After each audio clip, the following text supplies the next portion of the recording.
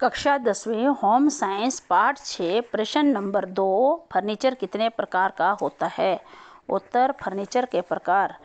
Furniture कई प्रकार की वस्तुओं से बना होता है। नंबर 1, लकड़ी का फर्नीचर। लकड़ी का फर्नीचर सबसे अधिक प्रयोग किया जाता है, जैसे कुर्सी, मेज, अलमारी, पलंग, स्टूल। यह प्रायः देवदार, आबनूस, अखरोट, शीशम की लकड़ी के बनाए जाते हैं। नंबर 2, बेंत का फर्नीचर। बेंत का बना हुआ फर्नीचर बहुत हल्का होता है। यह बहुत अधिक टिकाऊ नहीं होता। लकड़ी की बनी हुई कुर्सियों की सीट व पीठ बेंत की ही बुनी होती है। नंबर 3, लोहे का फर्नीचर। लोहे की मेज, कुर्सियाँ, पलंग, अलमारियाँ इत्यादि लोहे की बनाई जाती है। यह फर्नीचर लकड़ी के अपेक्षा अधिक मजबूत होता है। इसकी सफाई आसानी से की जा सकती है। लोहे के फर्नीचर पर रंग करने से उस पर जंग नहीं लगता। नंबर 4, स्टील का फर्नीचर। स्टील का फर्नीचर हल्का और टिकाऊ होता है। इस पर रंग करने की आवश्यकता नहीं होती। देखने में भी अधिक सुंदर लगता है। नंबर 5, गद्दियाँ। सोफ़ा सेट की कुर्सियों की सीट पर गद्दियाँ बिछाई जाती हैं। गद्दियाँ कई प्रकार की होती हैं, जैसे गोल, चौरस, त्रिकोण व अन्य कई डिज़ाइन की बनाई जाती है। फर्नीचर के आकार को ध्यान में रखते हुए गद्दियों के रंग, आकार आदि का ध्यान रखना चाहिए। गद्दियाँ आरामदायक तो होती ही हैं, परंतु ठीक ढंग से इनके रंगों का चुनाव और बनावट इनकी सुंदरता को बढ़ाकर आकर्षक बना देती है।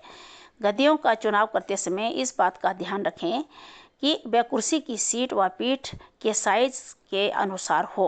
गद्दियों के कवर का रंग कमरे में सजे हुए फर्नीचर और पर्दों के रंग से मेल खाते हुए हों।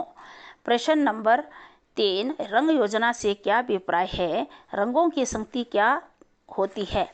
उत्तर, रंग योजना रंग वस्तुओं की सुंदरता को बढ़ाने में सहायता प्रदान करते हैं। विभिन्न प्रकार के आकर्षक रंगों में सजी हुई वस्तुओं को देखकर उनकी ओर आकर्षित होना मनुष्य की स्वाभाविक प्रवृत्ति है।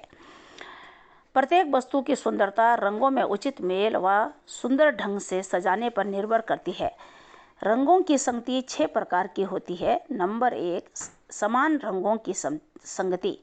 कोई भी 3 प्राथमिक रंग या गौण रंग बराबर अनुपात में लेने के बाद उन्हें मिलाकर संगति तैयार की जाती है।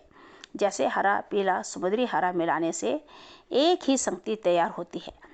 कमरे की सभी चीज़ें एक ही रंग से सजाई जाती हैं, जैसे फर्श, कालीन, दीवार, सोफा, पर्दा आदि का रंग एक होता है।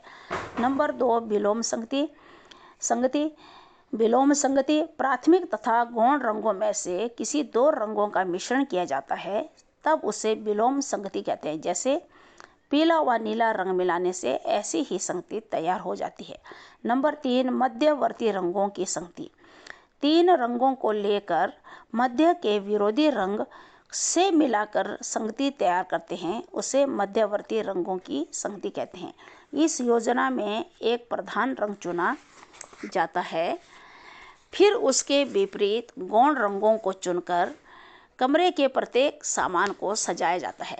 कभी कभी कमरे में एक भाव लाने के लिए हल्के रंग के साथ हल्का, विपरीत रंग के साथ गहरे रंग का विपरीत रंग लगाया जाता है, जैसे लाल के साथ हरा। नंबर 4, एक रंग की संगति। जब एक ही रंग के हल्के व गाढ़े रंगों को लेकर रंगों का मेल किया जाता है, उस रंग को हल्का करने के लिए उसमें सफ़ेद रंग की मात्रा बढ़ा दी जाती है, जिससे उस रंग में हल्कापन आ जाता है। और लाल रंग को हल्का करने के लिए यदि उसमें सफ़ेद रंग मिलाया जाए तो वह लाल से हल्के गुलाबी रंग पर आ जाएगा। यदि लाल में काले रंग को मिलाया जाए तो वह गाढ़ा होता जाएगा और मैरून रंग बन जाएगा। इस प्रकार से एक ही रंग में सफ़ेद या काला रंग मिलाने से रंगों का विभिन्न प्रकार से उसी शेड में रंगों का मेल किया जाता है। लाल, कत्थई, गुलाबी एक ही परिवार के रंग हैं। कमरे में सजावट करते समय दीवार पर हल्का गुलाबी, गलीचा लाल, सोफा, मेज, पोश लाल व गुलाबी छपाई का होना चाहिए। सबसे गहरा रंग पृष्ठभूमि में होना चाहिए।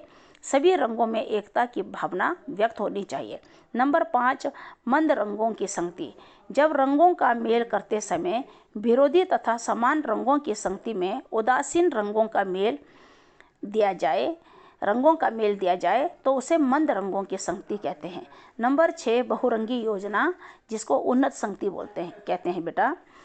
उन्नत संगति, जब विभिन्न प्रकार के रंगों को एक साथ इस प्रकार प्रयोग में लाया जाए कि सजावट की सब वस्तुओं में अत्यधिक सुंदरता आ जाए, उन्हें उन्नत संगति कहते हैं।